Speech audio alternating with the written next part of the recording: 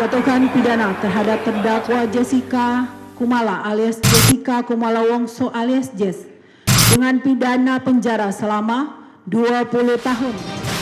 Jadi seharusnya tidak ada alasan untuk memperlakukan saya seperti sampah. Jadi dapatlah kita yakini sebenarnya memang Jessica bukan pelakunya.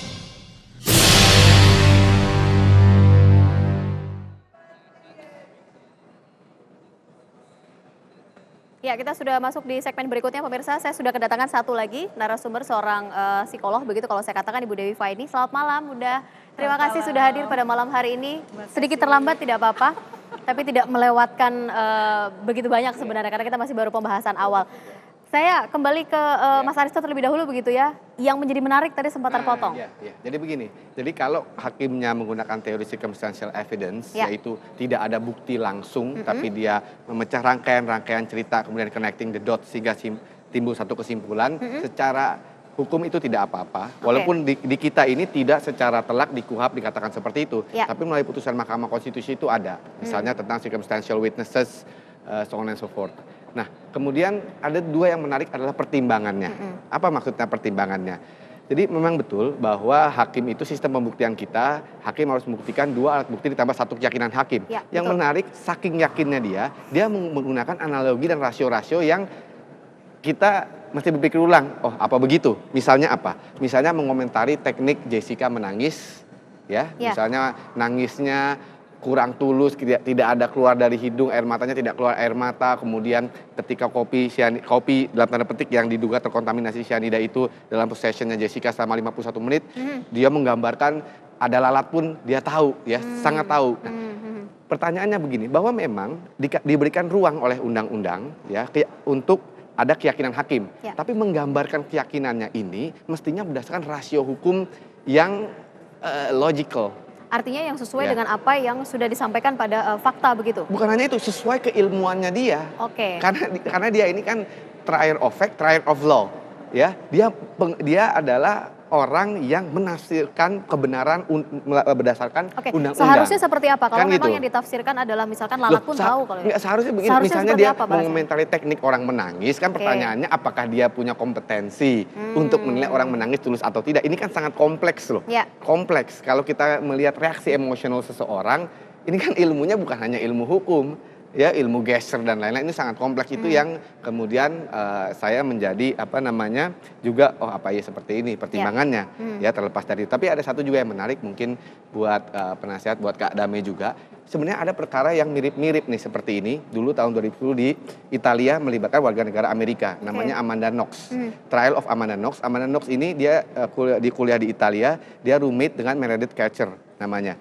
Dia bunuh itu, diduga membunuh pada waktu itu. Sama nih, masih umur 22 dan exposure-nya luar biasa mirip-mirip dengan di Jessica. Cuma bedanya waktu itu di Italia dia punya satu regulasi. Ini isu menarik lagi. Dia punya regulasi kapan persidangan itu dibuka, kapan persidangan itu ditutup. Karena ketika dibuka semua banyak asas yang bisa dilanggar.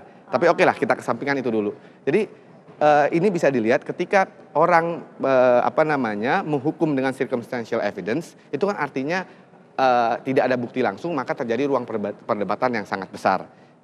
Sama halnya juga di trial of Amanda Knox. Ini sama, si Amanda Knox ini di pengadilan negeri, pengadilan negerinya first instance court-nya di Italia, dia dihukum. Di pengadilan tinggi dia dibebasin. Dia dihukum lagi, dia dibebasin. Dia 2 kali dia dipidana, 2 kali dia dibebaskan, tapi terakhirnya happily ever after dia dibebaskan. Dan persis juga, kenapa jadi seperti itu? Pertama, public pressure, massive public attention sangat besar. Kedua, hasty investigation dari polisnya. Artinya dikritik, pola penyidikan polisinya luar biasa dikritik. Misalnya tidak ada fingerprint tidak dilacak, kemudian terburu-buru. Persamaannya apa? Satu, masalah circumstantial evidence. Tadi tidak ada yang melihat terjadinya dalam tanda petik hari eksekusi, metode eksekusinya tidak ada yang melihat secara langsung. Maksudnya secara langsung apa? Kalau di Jessica itu memasukkan racun cyanida, karena kan ditangkap gerak-gerik dari CCTV, gerak-gerik mencurigakan, keterangan dari waiter Olivier, itu kan kemudian dirangkai menjadi satu kejadian yang menunjuk Jessica pelakunya. Kan begitu, itu yang namanya circumstantial evidence, circumstance tertentu, kita connecting the dots, kita merujuk satu fakta. Begitu juga dengan trial yang saya katakan ini trial Amanda Knox ini. Ini tahun 2010 sampai tahun 2014, 4 tahun Kak Dame. ya 2 kali dibebaskan, 2 kali dipidana. Oke, Dan cukup rumit mungkin. public attention-nya luar biasa.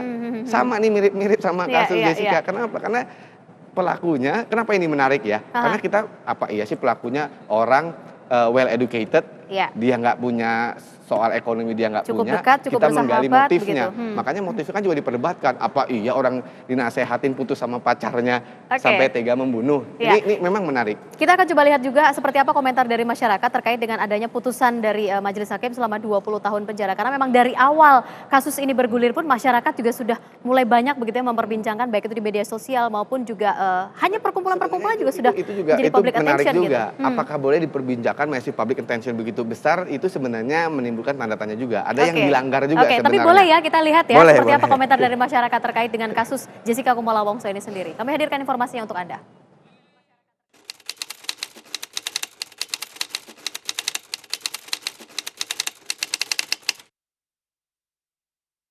Kalau menurut saya sih itu kurang ya, karena dia kan pembunuhan secara secara disengaja. Jadi kalau 20 tahun itu menurut saya sih kurang, kalau bisa sih seumur hidup aja. Menurut pribadi saya sendiri kayaknya itu kurang cukup deh untuk 20 tahun sendiri. Soalnya dia kan melakukan pembunuhan secara berencana dengan memasukkan racun sianida ke dalam kopi. Seharusnya itu diberikan hukuman seumur hidup agar setimpal dengan perbuatannya dia terhadap korban tersebut. Kalau menurut aku sih kalau emang dia bersalah ya kurang. Tapi kalau emang dia nggak bersalah kan kita nggak tahu dia bersalah atau enggak. Kalau dia nggak bersalah ya itu nggak adil buat dia. Salah kalau menurut saya sih kurang ya Mbak. Soalnya kan menyangkut nyawa orang ya. Tapi kalau emang dia nggak bersalah ya kasihan juga. Tapi kalau menurut saya sih ya 20 tahun ya kurang lah. Harusnya ya. Ya, beragam komentar sebenarnya diberikan oleh masyarakat karena memang ini adalah kasus yang menarik perhatian publik begitu ya, sampai kepada putusan akhir dari Majelis Hakim 20 tahun penjara. Ada yang mengatakan kurang sebenarnya kalau memang dia bersalah begitu ya, lebih baik seumur hidup saja. Tapi ini komentar masyarakat ya, masyarakat yang memang mungkin melihat dari layar televisi atau mungkin dari media saja begitu ya, tanpa mengetahui secara pasti faktanya seperti apa. Ibu Dewi Faini, kalau melihat Anda sebagai seorang psikolog begitu ya, kalau dilihat dari kemarin Jessica juga sempat terlihat, kalau menurut saya mungkin cukup tegar dengan tersenyum, kemudian melihat kepada rekan-rekan media dan juga pengunjung. Menurut saya sih adalah sebenarnya cukup tegar begitu, cukup ya dengan senyumannya itu saya tidak tahu apa sebenarnya artinya. Pertama saya koreksi dulu, saya pemerhati perilaku dan pemerhati perilaku, baik. Ya. Saya hipnoterapis dan saya dilibatkan dari awal dan pertama kali saya katakan bahwa saya hanya sebetulnya membaca gerak-gerik, jadi tanpa sama sekali mengecilkan arti siapapun. Ya. Jadi saya berusaha untuk netral. Yang saya lihat kemarin dari seluruh persidangan, saya lihat gerak-gerik dari semua, JPU, hakim, terdakwa, bahkan pengacara. Jadi saya sudah lihat bahwa itu sudah menjadi anti klimaks. Jadi kemarin kalau saya lihat terdakwa itu terlihat seperti sudah poker face. Antara lain sudah ada kelelahan, sudah fatigue plateau. Dari awal saya katakan, dari sidang ke-27, 28 sudah kelihatan itu semuanya dropping gitu. Bukan hanya terdakwa ya, tetapi juga pengacaranya. Tadinya Pak Oto tuh seger banget, sekarang udah ada kerut-kerutnya tuh. Dibahasakan dengan grafik mungkin sudah agak turun sudah begitu ya declining, bioritmenya sudah declining. Jessica gimana Mbak? Nah kalau menurut saya, teknik menangis kan waktu itu di close up memang tidak ada yang saya lihat, facial ekspresinya kurang, kalau memang dia seorang penyandiwara kurang. Tapi ya itu terpulang lagi bahwa kita mendengarkan bukan hanya tadi visualnya tetapi juga kan dari audionya kita lihat dia terisak dan sebagainya.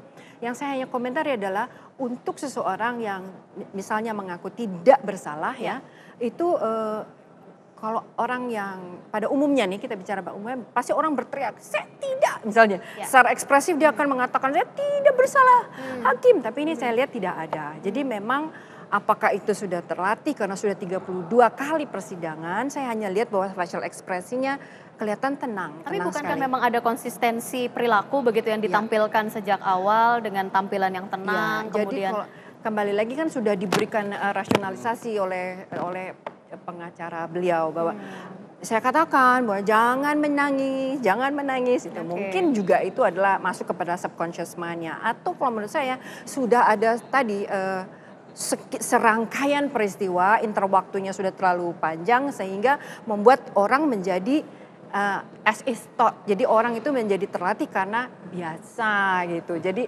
ada pertanyaan lagi. Jadi kalau aku mau misalnya mengobservasi harus duduk langsung melihat gitu ya.